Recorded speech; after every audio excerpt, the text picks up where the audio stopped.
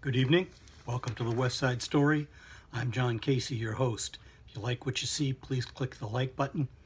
If you'd like to see more of it, please click subscribe, and comments are always welcome. Before we go into the crime report this week, I want to report a very sad situation here in Santa Clara. One of my personal idols passed away on the 14th. Those of you who may have known Tom know how much impact he had on people because of he was a good, basic human being who did what he was supposed to do. He had coached a number of Little League teams and had taken 10 to championship status. But that wasn't enough. For 52 years, he volunteered at Pomeroy Elementary, right across the creek here. And he was really a very interesting and very helpful man. In 1964, they made him the Grand Marshal of the Parade of Champions in recognition of all he had done, even back then.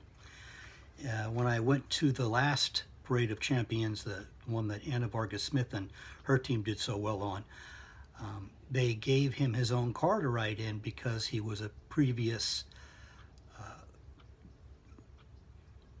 Grand Marshal of the Parade, and it was really good to see him, and we had a good talk, and passed away on the 14th. So I know these things happen, but it's sad when it happens to somebody you know and somebody who's done so much good for so many people. Anyway, on to the crime report. I think last week we talked a little bit about how Atlas Security became Genesis Security.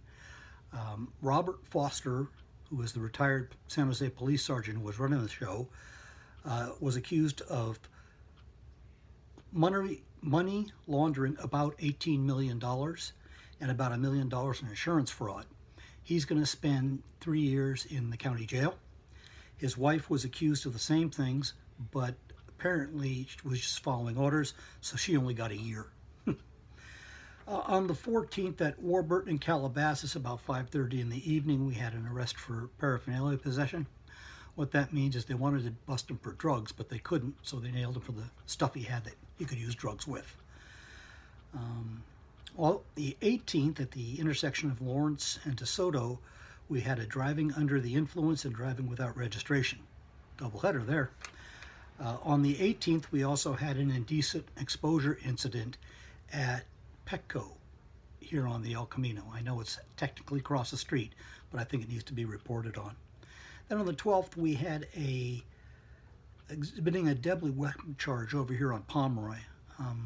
I've always kind of wondered why somebody would exhibit it and not use it, but hey, I'm sure it saves time and money that he didn't. Moving on, the library has brought back what I think is one of the best programs they ever had. It's called Lawyers in the Library.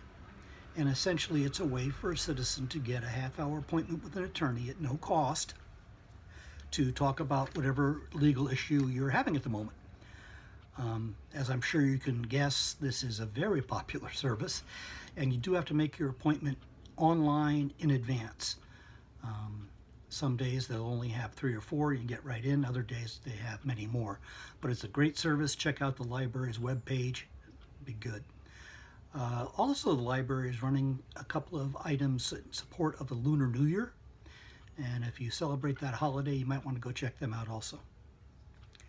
Well, that's it for this week. Again, thank you for joining. If you liked it, please click like. And if you want to see more of it, please click subscribe. And that's it till next week. Please stay safe.